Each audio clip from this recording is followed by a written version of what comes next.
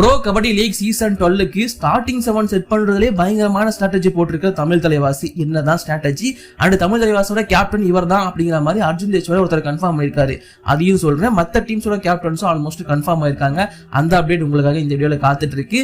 Sanju Samson trade and India டீமோட ஏசிய கப்புக்கான squad, இந்த மாதிரி பல விஷயங்கள் இந்த வீடியோல உங்களுக்காக காத்துட்டு இருக்கு. அப்புறம் என்ன, இப்போ வாங்க வீடியோக்குள்ள போகலாம்.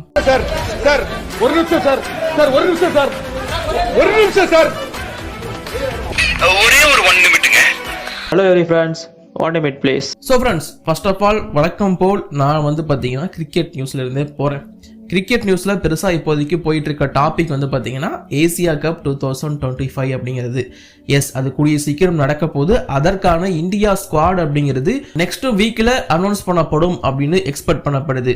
ஸோ இதை முன்னிட்டு இப்போதைக்கு ஹர்திக் பாண்டியா மாதிரியான பிளேயர்ஸ் வந்து தங்களோட ஃபிட்னஸை ப்ரூவ் பண்றதுக்காக NCA விசிட் பண்ணியிருக்கிறதாகவும் நியூஸ் வந்திருக்கு.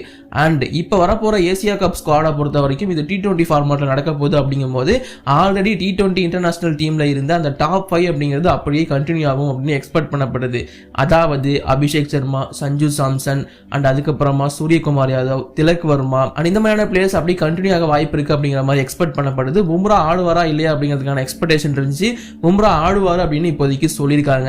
அண்ட் ஸ்குவாடை பொறுத்த வரைக்கும் அக்ஷர் பட்டேல் ஆர் சுப்மன் கில் எடுத்து அவரை வைஸ் கேப்டனா போடலாமா அப்படிங்கிற பிளானும் இப்போதைக்கு போயிட்டு இருக்கிறதா பேசிட்டு இருக்காங்க அபவுட் இந்தியா டீம். இது இல்லாம மற்ற டீம்ஸும் தங்களோட ஸ்குவாடை கூடிய சீக்கிரம் அனௌன்ஸ் பண்ணுவாங்க அப்படின்னு எக்ஸ்பெக்ட் பண்ணப்படுது. Asia cup India Pakistan match வழக்கம் போல நடக்கும். இங்க வந்து கடைசியில பிசினஸ் தான் ஜெயிச்சிருக்கு, வேற எதுவுமே கிடையாது. இது இல்லாம IPL ட்ரேடை பொறுத்த வரைக்கும் ரீசெண்டா பீடாக அவர்கள் வந்து ரிலீஸ் பண்ணியிருந்த வீடியோலயே சொல்லியிருந்தாரு, சஞ்சு சாம்சனுக்கு ட்ரேட் பண்றதுக்கு பல டீம்ஸ் ட்ரை பண்ணாங்க. டெல்லி வந்து பாத்தீங்கன்னா விப்ராஜ் நிகம் அண்ட் அஷ்டோஷ் சர்மாவை கொடுத்துட்டு எடுக்க ட்ரை பண்ணாங்க. பட் இந்த பக்கம் RR கேட்டதோ KL ராகுல், ஸோ அங்க வந்து கேன்சல். KKR கிட்ட இதே மாதிரி வேற ஒரு பிளேயர் ரிக்வஸ்ட் வச்சிருக்காங்க, அவங்க ஒரு பிளேயர் தரணும்னு சொல்லியிருக்காங்க, அதனால அதுவும் கேன்சல். CSK கிட்ட ஜடேஜாவை கொடுங்கன்னு கேட்டிருக்காங்க, ஜடேஜா எப்படி CSK கொடுப்பாங்க, அதனால இதுவும் ஒரு மாதிரிக்கு இப்போதைக்கு தள்ளி போயிட்டே இருக்கு. பட் RRல இருந்து சஞ்சு வெளியேறது உண்மை.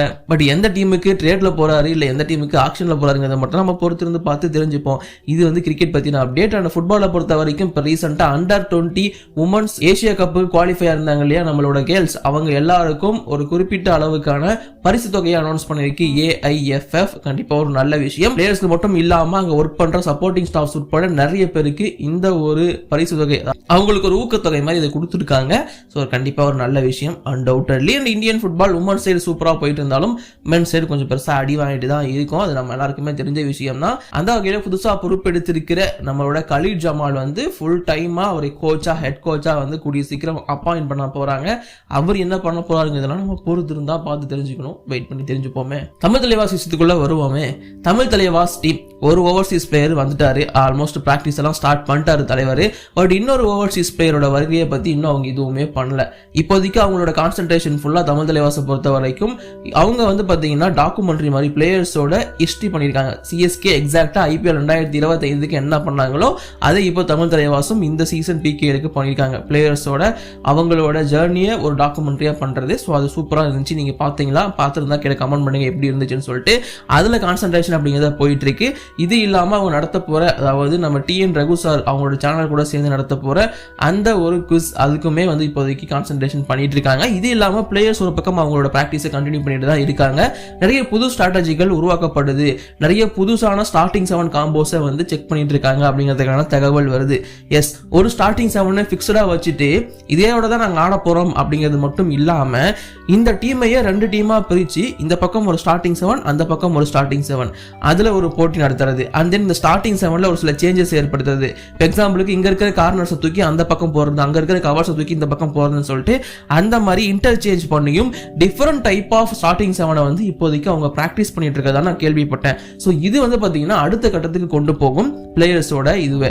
அது மட்டும் இல்லாம எந்த ஸ்டார்டிங் 7 பிக்ஸ் ஆக வாய்ப்பு இருக்கு அப்படிங்கிறது இதுல இருந்தே தெரிஞ்சிடும். இதுல வந்து ஒரு நல்ல விஷயமும் இருக்கு, கெட்ட விஷயம் இருக்கு. நல்ல விஷயம் என்னன்னு பாத்தீங்கன்னா எல்லா பிளேயருக்கூடையும் எல்லாருக்குமே அந்த காம்போங்கிறது செட் ஆகும், அது ஒரு மாதிரி நல்லா இருக்கும். பட் இன்னொரு பிரச்சனை என்னன்னா அந்த காம்போவை அவங்க டெவலப் பண்ண விட மாட்டாங்க, அப்கிரேட் பண்ண விட மாட்டாங்க. ஏன்னா தூக்கி அப்படியே அடுத்த பிளேயர் கூட போட்டுருவாங்க. ஒரு பிளேயர் கூட நீங்க தொடர்ந்து ஆட வச்சீங்கன்னா, இப்போ 2 கவர் காம்போ இருக்குன்னா அவங்க 2 பேரும் ஒன்னா நிறைய நாள் ஆட வச்சீங்கன்னா தான் அவங்களுக்கு வந்து அந்த காம்போ செட் ஆகும், அந்த ரேம்போ செட் ஆகி வந்து பர்ஃபார்மன்ஸ் பண்ண ஆரம்பிப்பாங்க. அவங்களை பிரிச்சு போறதுல ஒரு மைனஸ் இருக்கு. பட் இந்த மாதிரி போட்டு அவங்கள வந்து இன்னொரு புது ஸ்டார்டிங் 7 செட் பண்றதுல ஒரு அட்வான்டேஜ் இருக்கு. ஏன்னா அவங்களுக்கு புதுசா ஒரு நல்ல பெட்டர் ஸ்டார்டிங் 7 கிடைக்கும். ஸோ எந்த ஸ்டார்டிங் 7 ப்ளே பண்ணலாம் அப்படிங்கிறது கிடைக்கும். அண்ட் இந்த ஒரு வேளை அவங்க செட் பண்ற ஸ்டார்டிங் 7 பர்ஃபார்மன்ஸ் பண்ணலன்னா மாத்தவும் ஈஸியா இருக்கும். ஸோ இதனால தான் இந்த புது ஸ்ட்ராட்டஜி தமிழ் தலைவாஸ் கையாண்டுட்டு இருக்காங்க அப்படிங்கிறது இப்போதைக்கு தெரிய வந்திருக்கு. இந்த ஸ்ட்ராட்டஜி எந்த அளவுக்கு ஒர்க் ஆக போகுது அப்படிங்கிறதெல்லாம் நம்ம பொறுத்திருந்தா பார்த்து தெரிஞ்சுக்கணும். இப்போதைக்கு பிராக்டிஸ் கேம்ப்ல தான் இருக்காங்க. சீசனுக்குள்ள என்ட்ரி ஆனதுக்கு அப்புறம் தான் என்ன நடக்க போகுது என்ன நடக்குங்கிறதெல்லாம் தெரிஞ்சுக்கும். இது இல்லாம தமிழ் தலைவாசோட கேப்டன் இவர் தான்பா அப்படிங்கிற மாதிரி அர்ஜுன் தேஷ்வால் ஒரு ஸ்டேட்மெண்ட்டை கொடுத்திருக்காரு. என்ன அப்படின்னு பாத்தீங்கன்னா ரீசெண்டா ஸ்டார் ஸ்போர்ட்ஸ் தமிழ்ல இன்டர்வியூ எடுத்திருப்பாங்க. அப்போ உங்களை பொறுத்த வரைக்கும் தமிழ் தலைவாஸ்க்கு யார் கேப்டனா இருக்கலாம் அப்படின்னு கேட்டதுக்கு என்னை பொறுத்த வரைக்கும் சீனியர் பிளேயர் அவர் தான் பவன் ஷெராவத் தான் கேப்டனா இருக்கணும் அப்படிங்கிற மாதிரி அர்ஜுன் தேஷ்வால் சொல்லிட்டாரு. இது வந்து அவர் மட்டும் சொன்னது கிடையாது. ஸோ பிளேயர்ஸ் விருப்பப்படுறது மேனேஜ்மெண்ட் விருப்பப்படுறது எல்லாமே பவன் ஷெராவத்தை கேப்டனாக்க மட்டும்தான். பட் நம்மளோட ஃபேன்ஸோட விருப்பம் என்னன்னா சாகர் ரத்தி ஆகணுங்கிறது. இல்ல ப்ரோ பவன் தான் இருக்கணும்னா நீங்க உங்களோட ஒப்பீனியன் கீழே கமெண்ட் பண்ணுங்க. பட் மேக்ஸிமம் தமிழ் தலைவாஸ்க்கு பவன் ஷெராவத் தான் கேப்டனா இருக்க வாய்ப்பு ரொம்ப அதிகமா இருக்கு. இப்போ அடுத்து நம்ம அப்படியே இன்னொரு விஷயத்துக்குள்ள வருவோம். So pro Kabaddi league season 12க்கு எல்லா டீம்ஸும் பிராக்டிஸ் ஆரம்பிச்சிட்டாங்க. பட் இந்த ஓவர்சீஸ் பிளேயர்ஸோட வருகை அப்படிங்கிறது கொஞ்சம் டிலே ஆகிட்டே இருக்கு. இப்போதைக்கு பெங்கால் வாரியர்ஸோட ஓமித் அவர் வந்து ஜாயின் பண்ணிட்டாரு டீம் கூட. இது இல்லாம ஜெய்ப்பூர் பிங்க் பேந்தர்ஸோட ரேசா மிர்பெகிரி பிராக்டிஸை ஒரு நாள் முடிச்சிட்டாரு. ஸோ இந்த மாதிரி ஒரு சில பிளேயர்ஸோட ஓவர்சீஸ் பிளேயர் ஃப்ரம் ஈரான் வந்து சேர்ந்துட்டாங்க. பட் மேக்ஸிமம் பிளேயர்ஸ் இன்னும் வந்து சேரல. அவங்க இந்த வீடியோ பார்க்குற இன்னைக்கு இங்கே வந்துருவாங்க அப்படிங்கிற மாதிரி எக்ஸ்பெக்ட் பண்ணப்படுது.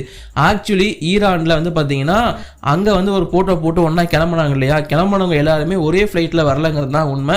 அவங்களுக்கு அவங்க டீம் எப்போ அரேஞ்ச் பண்ணாங்களோ அதன் மூலியமாக அந்தந்த ஃப்ளைட்டில் வந்திருக்காங்க அப்படின்னு எக்ஸ்பெக்ட் பண்ணப்படுது.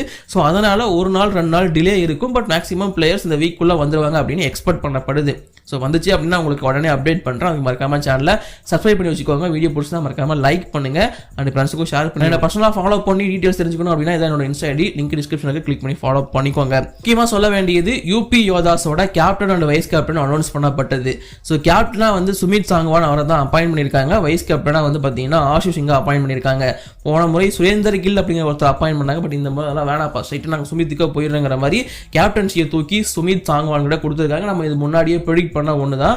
ஸோ இங்கே டவுட்டே வேணா, ஆப்வியஸ் ஆகி சுமித் சாங்வான் தான். இல்லாமல் வைஸ் கேப்டன் ஆஷிஷ் சிங், இதுவும் நம்ம எக்ஸ்பெக்ட் பண்ண ஒன்று தான். ஆஷிஷ் சிங்குக்கு வைஸ் கேப்டன்சி கொடுத்தது. இது இல்லாமல் ஹரியானா ஸ்லர்ஸ் ஜெய்தீப்பை கன்ஃபார்ம் பண்ணிட்டாங்க. தெலுங்கு டைட்டன்ஸ் விஜய் மாலிகை கன்ஃபார்ம் பண்ணிட்டாங்க. இது எல்லாமே நமக்கு தெரிஞ்ச விஷயம் தான். அண்ட் கூடவே யூமும்பா வந்து சுனில்குமார் தான் கேப்டன் அப்படிங்கிறத கன்ஃபார்ம் பண்ணிட்டாங்க. இதை என்கிட்ட சொன்னது அந்த டீமோட அசிஸ்டன்ட் கோச் பார்த்திபன் அண்ணன் தான். அவர் தான் நமக்கு எக்ஸ்க்ளூசிவா இன்டர்வியூ கொடுத்திருந்தாரு. இதை ஒரு சிலர் வந்து கெஸ் பண்ணியிருந்தீங்க, இன்ஸ்டாவிலுமே வந்து சொல்லியிருந்தீங்க. அதே மாதிரி சப்போர்ட்டும் பண்ணுங்க. அவரோட இன்டர்வியூ ரெடியா இருக்கு. பட் இருந்தாலும் அவர் அங்கே கேப்டனை பத்தி பேசியிருக்காரு அந்த வீடியோல. ஸோ சுனில்குமார் தான் கேப்டன் அப்படிங்கிற மாதிரி. ஸோ கிளப் அஃபிஷியலா அனௌன்ஸ் பண்ணதுக்கு அப்புறமா அந்த வீடியோ ரிலீஸ் பண்ணிக்கலாம்னு சொல்லிட்டு அண்ணன் சொன்னதுனால இப்போதைக்கு அந்த இன்டர்வியூ அப்படிங்கிறது ஹோல்ட் ஆயிருக்கு. மற்றபடி எதுவுமே கிடையாது. ஸோ அண்ணன் ஓகே சொல்லிட்டாருன்னா உடனே அந்த இன்டர்வியூ ரிலீஸ் ஆகிடும். அதாவது யூமும்பா அஃபிஷியலா கேப்டன் அனௌன்ஸ் பண்ணதுக்கு அப்புறமா அந்த வீடியோ உங்களுக்கு வந்து சேரும். அதுக்கு மறக்காம நம்ம சேனலை சப்ஸ்கிரைப் பண்ணிக்கோங்க. இப்போதைக்கு இவ்வளவுதான் பிகேஎல் அப்டேட். வேற ஏதாச்சும் இருந்துச்சுன்னா உங்களுக்கு அப்டேட் பண்றேன். ஸோ இப்போதைக்கு கிளம்புறேன். Bye bye, thank you.